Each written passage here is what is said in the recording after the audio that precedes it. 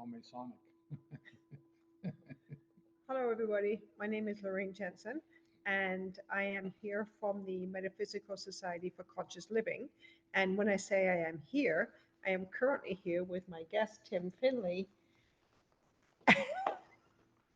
Hello. and we are coming to you from the, Ashram Masonic Lodge on downtown Nanaimo. and we are sitting in the actual Lodge room. lodge room. It is absolutely beautiful, and I feel so honored to be here. Thank you. Hope So, I don't get killed later. well,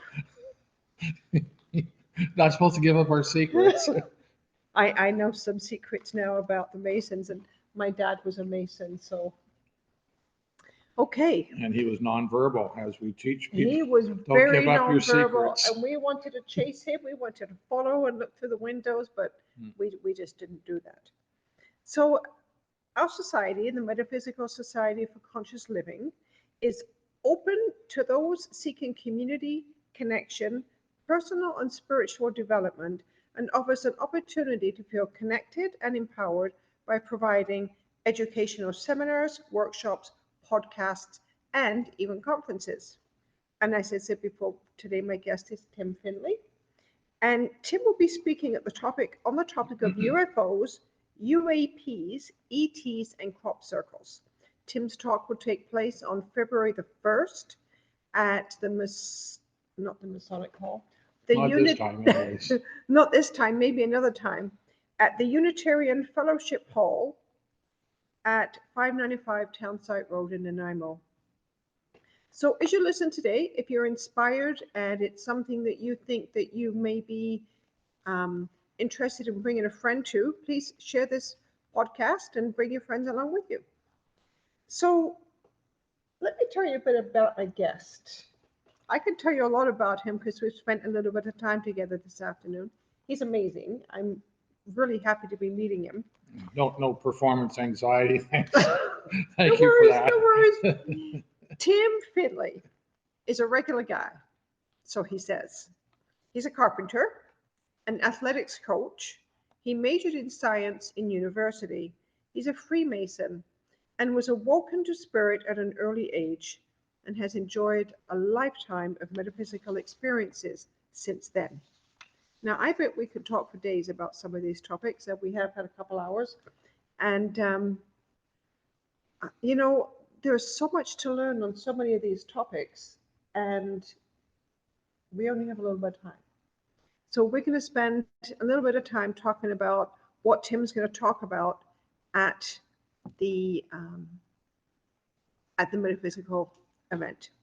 So Tim, can you start by telling us about your awakening at, I believe, an early age of 14? Was it 14?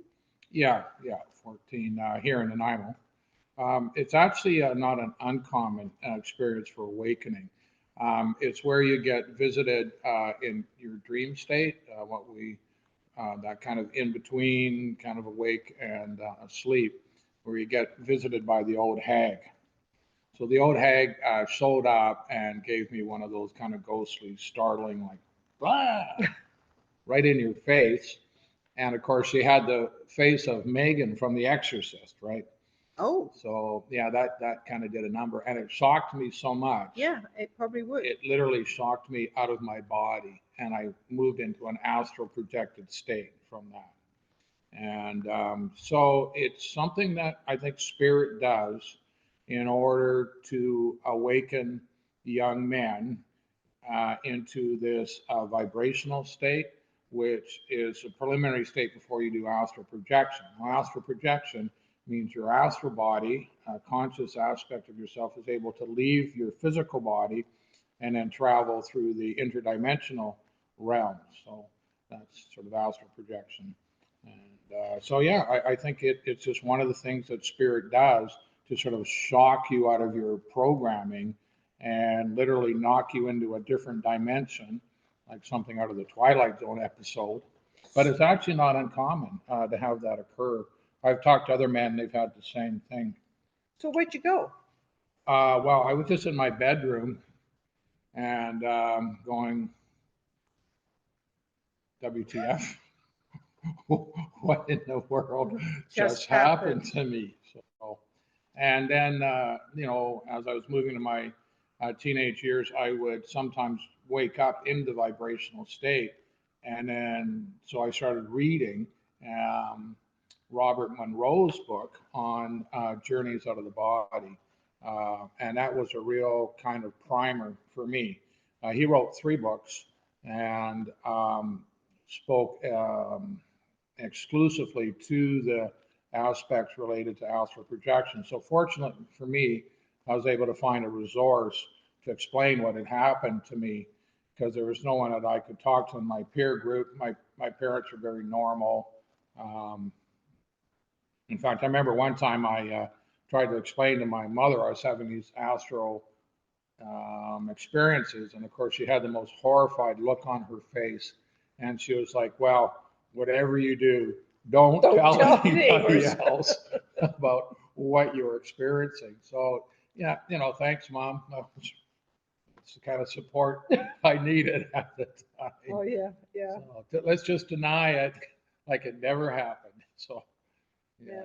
So that's kind of how it began. And then, once you start then reading and learning and then experiencing, then experiences build on other experiences, and then you read other source material that branches into other aspects of paranormal phenomena. And so over time, you learn and you sort of practice and experiment. And then you meet other people, of course, who've had similar experiences. And then it's like, oh my God, you've I'm, seen that I'm too. not I alone. thought I was the only Yeah. one that ever saw that. Um, so I guess in a way, you start searching for your tribe, as we would say in kind of modern descriptive today. So Have you found your tribe? I've been very fortunate to have found many people who have the gift, and through the years, and so we've been able to share and support each other in our let's call it psychic development. And so, yeah, that's been nice. If I'd been alone my whole life, that would have been actually a very difficult burden I guess. to carry. And I think that does happen to many I people. bet it does. I bet it does. And so they try to bury their stuff. But of course, spirit will keep knocking on your door. We're still here. You're still crazy. But you're not. And You're gifted. no, so fortunately for me, I do normal pretty good too if I have to. So how about those Canucks? Hey, we're having a winning season, We are. top of the league. See, I can do normal. Yeah. Yeah. Awesome. So thank you for that. I really appreciate that. You are going to speak to us on February the 1st, and you're going to talk about, well, hang on, I've got it here somewhere. Okay, so you're going to be talking about UFOs, UAPs, ETs, and crop circles. Okay, so my education on these topics is very, very limited. In fact, my introduction to these topics came from my 9-year-old granddaughter, who has encouraged me to watch Encounters on Netflix, which I'm absolutely loving, by the way. And so I don't believe I'm the only one that doesn't really understand all of these things. Like I had to look up UAP before we met. So So, a UFO means unidentified flying object, right, and it's a bit of a catch-all because I mean it can even be a bird. right, It's just right. an unidentified something moving through the air. You know, now it's certainly associated with aliens and extraterrestrials. ETs, extraterrestrial. ET, B, ETBE, extraterrestrial biological entities. That get kicked around a lot. So what's a UAP? That's an unidentified aerial phenomena. Oh, okay. So something that's happening out there that we can't see. So I think basically as we're moving into disclosure on this topic, that they've rebranded UFO with UAP because there was so much ridicule and disinformation around anyone who believed in UFOs was just a silly person. Okay. And so they've rebranded it, whoever they are, to UAP. So it almost kind of gives it a bit of a new life, like a rebranding. Right. Right. So you can maybe talk about UAPs and sound kind of more sophisticated rather than just sounding like a silly person, UFO person. Right. Okay. Okay. So I Okay. think I that's get what's it. going on. I get So, it. I get it. yeah. So, without going into too much detail about what you're going to be talking about that evening, will you give us an idea or an introduction about what you're going to talk about this evening? Oh, sure, be happy to. Uh, there's so much information that you get overwhelmed by it, right? Mm-hmm. And I think that's part of the problem in our society today with the cell phones and Google is there's so much information that it just becomes an endless stream of entertainment that you proceed to forget again. Right. So as much as we might think we're more educated or more empowered, we actually are in a way more forgetful than ever. So we can look stuff up, Yeah. but that's only to remind us. We actually haven't memorized it or internalized it, or what you would call the Gnostic view of knowing, where you actually know the topic. You're just like, well, I don't have to write anything down today because I can just look it up, right? Well, that's fine, except who's writing what you're looking up, that sort of the thing.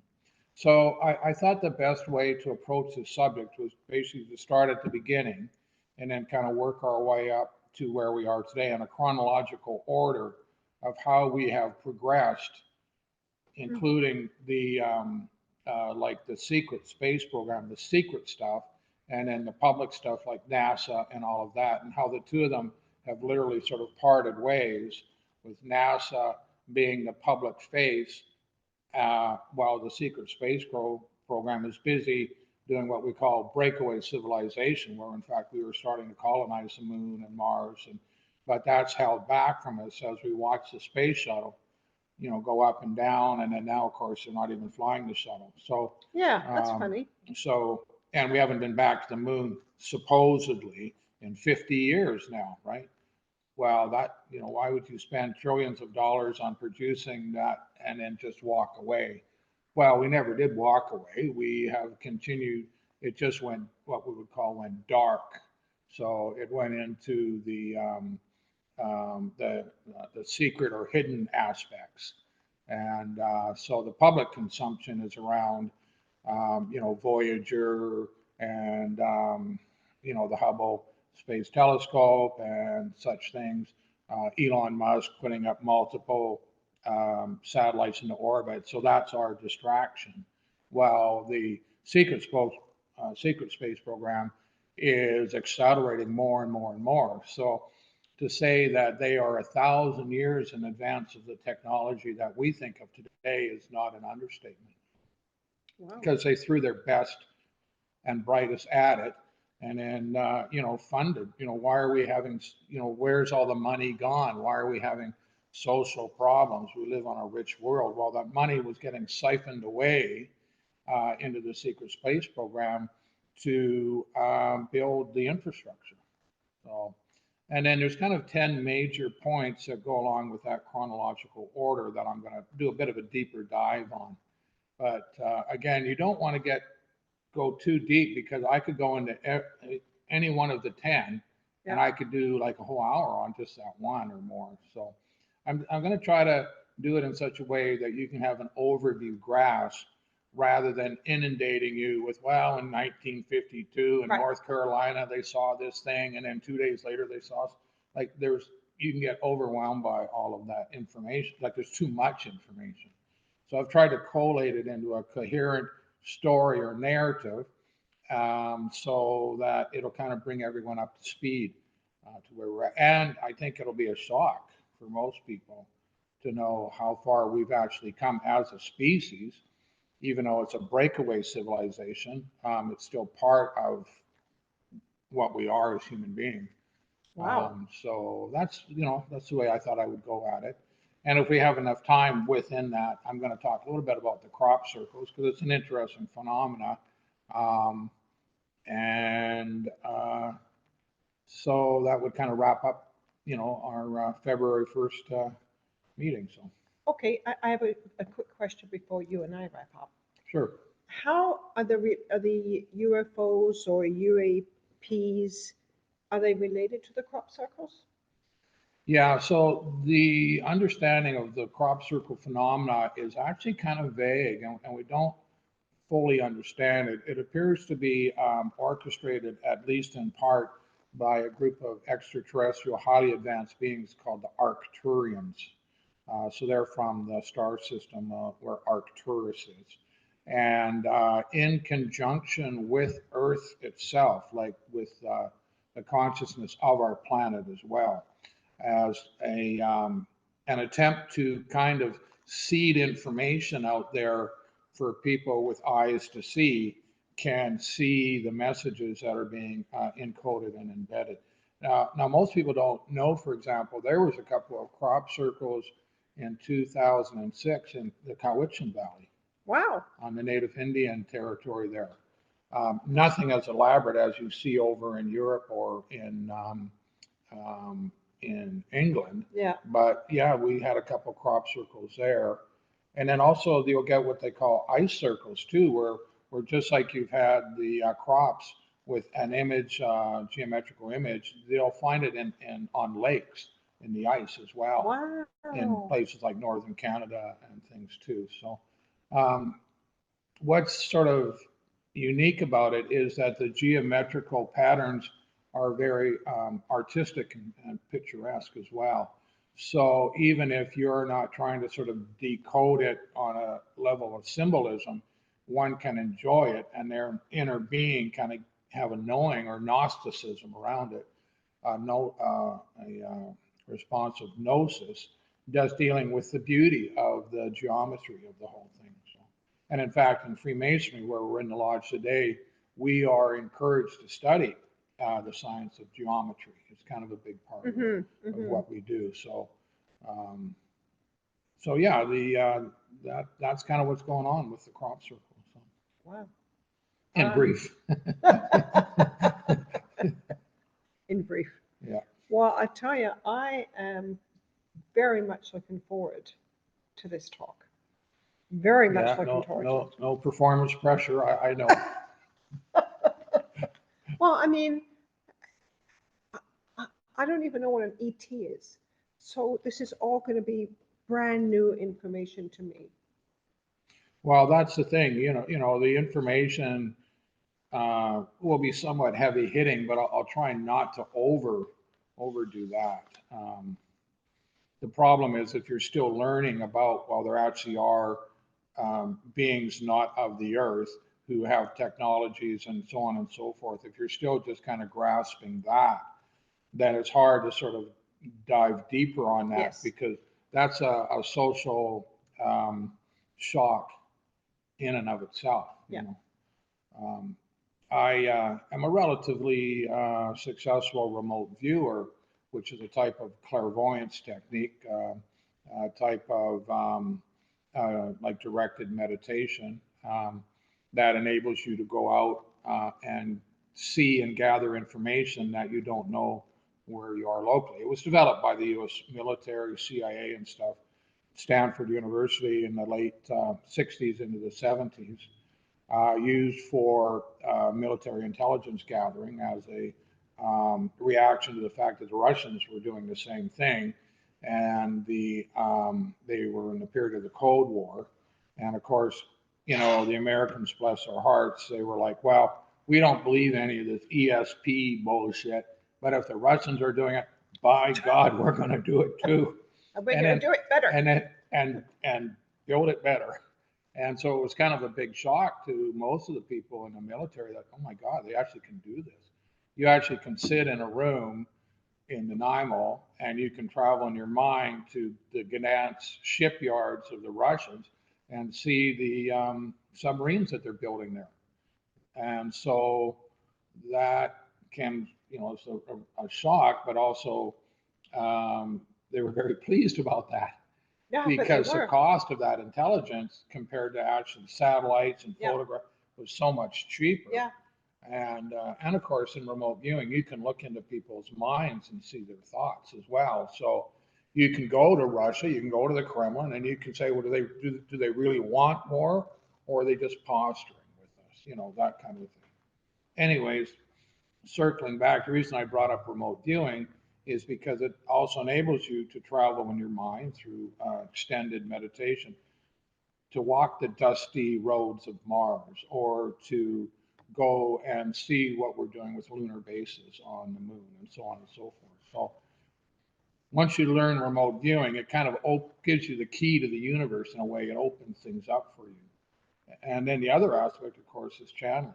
So then you go and you channel your guides, and you say, well, whoever you're channeling, Archangel Michael, or your oversoul. And so what's up with the submarine base in Gdansk? And your guide will come back and say, well, they're busy building submarines. And so like the idea of what is psychic. Psychic just means you're able to gather information, maybe in a way which is more advanced or more accelerated than the average person.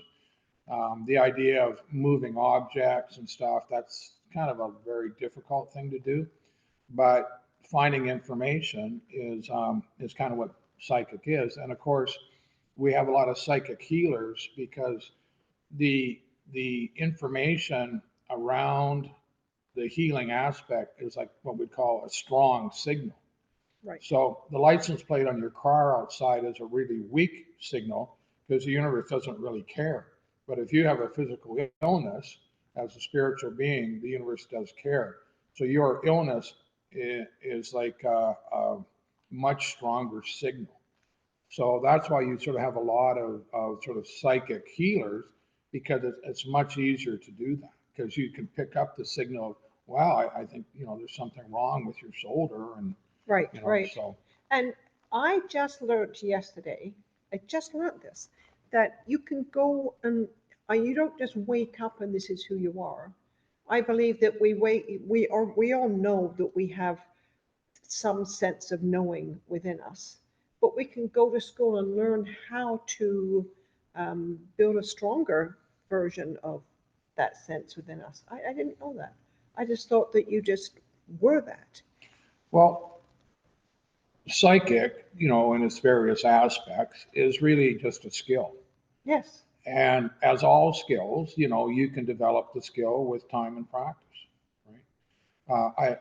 Your skill might be you're good at chess, you're good at ping pong, you're good at the piano, and maybe you never knew you could be until someone sat you at the piano and you started plunking away on the thing, right? And you I kind of like this, and I'm kind of getting a feel for how to do this. I'm kind of programming my mind to be able to do this skill. So the whole psychic thing is really, it's just another skill set, of which we have many. And if you, and can be developed through time and practice, and education, and so on. So it's just a skill.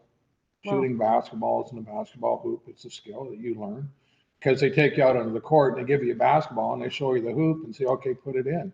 And then you do it 10,000 times and you're really great 10,000 times, that's what they say. So, like I ran a remote viewing presentation here at the Ashford Lodge yesterday, and a couple of our let's call them students that took in the presentation. We did what we call an outbounder, where I had my friend Kyla Adrian, a very experienced tarot card reader. You can look her up online, Kyla Adrian, and so I had her sit over by our bar, and she was holding a teddy bear. The teddy bear was red with a big red heart on it, and 2024 on one of its feet. White nose and white ears, and so one of my students, he goes, I'm not getting anything. I'm trying to write, like, is it big? Is it small? Is it round? Is it? I go, I wrote down teddy bear. And then one of the other gals, she goes, I'm not getting anything. I don't know what it is. I drew a heart. And, well, of course, it's holding a big red heart on its chest, right? Yeah. And so then I said, okay, well, we'll go have a look at the target. And they both kind of went like. So it's learning to trust what's coming. Well, yeah, because you have this overriding skepticism. Exactly. And of course, in the school system, it's always about right or wrong. And we have been trained to not leave space for mystery or for unknown, or you don't have to know. Those are older, spiritual concepts. Embrace the fact that you don't know stuff. Enjoy the mystery of not knowing stuff. Oh, yes. But in our world, I mean, they're really frowned upon. So a person is expected. And also with that, they're like, well, I don't know what it is. Well, I hope you don't, because you're not supposed to know, because you're supposed to send your mind out down the hall and now find out. And if you knew beforehand, it would defeat the purpose of what we're doing. So when you say, I don't know what it is, You're well, right. good. That was designed to be that way. Wow. And then you write down your impressions, and oh my God, I've written down what it is here. Yeah.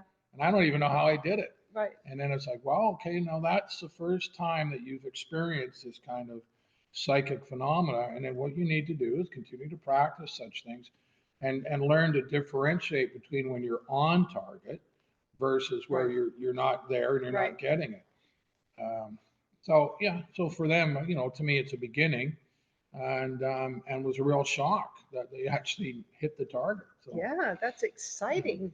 yeah. I'd like to come to that class. Well, maybe we'll do it again. Okay. Maybe the metaphysical group will ask me to do a remote viewing presentation too. That would be fun. I've done them quite often up and down the island, and they're lots of fun. And in every group, about 10% or so usually nail the topic, like really nail it. I did one up in Courtney a few years ago where I sent everybody outside of the building around the sidewalk and stuff to get their mind out there. And then I had a friend come, put a chair in front of the door that they in their mind had walked through, put an object on that door for them to have a look at. And then I brought them back and stopped them at the door and said, okay, now I've got an object set up here. There's no way you could know because we only put it on after I began the meditation process. And, what is it? And one lady was like, I'm way off. I'm getting, but I'm not getting what the object was. I'm just getting like this big stone, right? Well, we then went out and had a look, and there was a big stone, which is one that they normally would use to hold the door open. And I didn't even know it was there. So it's like, you got that one. So Awesome. yeah, it can be kind of fun, and yeah, sometimes even I don't know what's there in the target area. So yeah, so that's remote viewing. And, Wonderful. I guess what I'm trying to say is once you develop the remote viewing skills, then you can go out into the universe and look at the mysteries. Right. So a lot of my understanding of the secret space program, what's going on, and is also because I've gone out in my mind using remote viewing to have a look at what's going on. Look at the archaeological ruins on Mars and look at the people that used to live there that had gone extinct in those cities there. What we call mantid beings. They're a type of insectoid, highly intelligent being. And then of course the cool thing is often you get assistance. So I'm walking around underground in the city where we have what we call the Cydonia complex, which is where you have that face on Mars, and then a guide comes out. So he's kind of like this historian caretaker of this underground complex at Cydonia. So Wow. we sit down on a bench together, me and Kermie, and he explains to me what happened and what went on and why they were very much into statuary. So as you walk around the underground, it's filled with beautiful statues and stuff. Wow. So, but it's very sad. It's just sitting there in the dust, and there's nobody there because they died out there. But it's amazing, and and fun. It's fun to learn stuff like that. It absolutely is. I'm so excited. I'm so excited to be a part of the metaphysical society for conscious living because I'm going to learn and learn and learn all the time. And I'm really excited to be doing these podcasts because I get to meet people like you and learn even more. So, Well, everybody has their own narrative too. yes, And absolutely I they do. certainly don't know everything.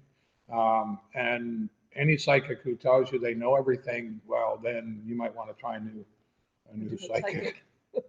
Wonderful. Or it's only my way and Right. no other way, Right. right? Yeah.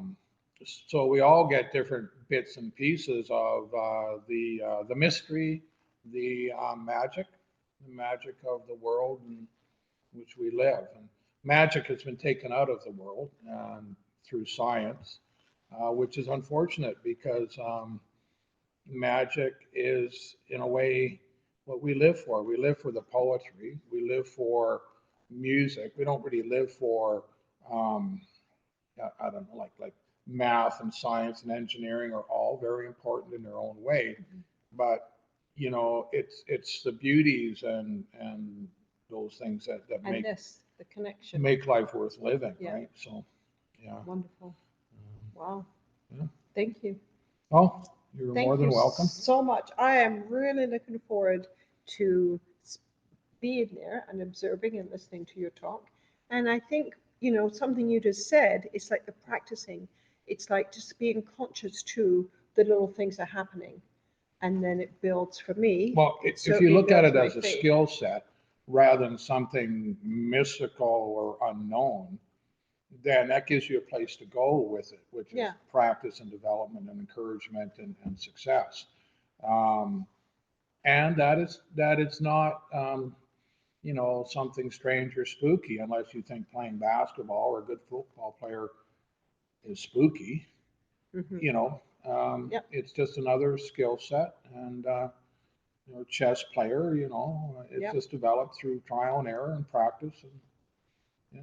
So part of what we do with the metaphysical movement is we try to encourage people then to go out and develop and practice and become their own seers. Yep.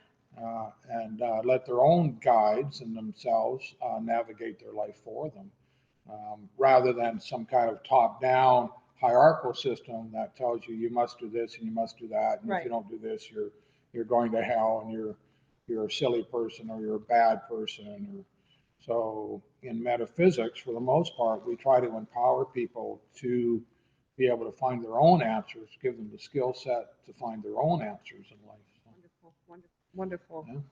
Well, I thank you for being here with me today and the patience of getting us all together this afternoon, and for inviting me into this glorious place. That's history.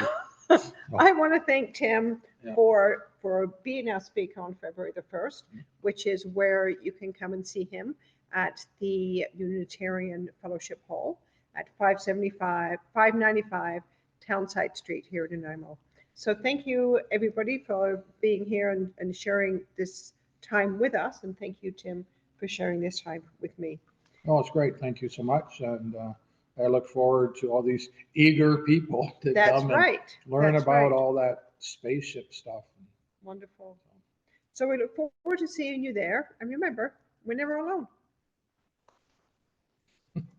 Peace. Thank you.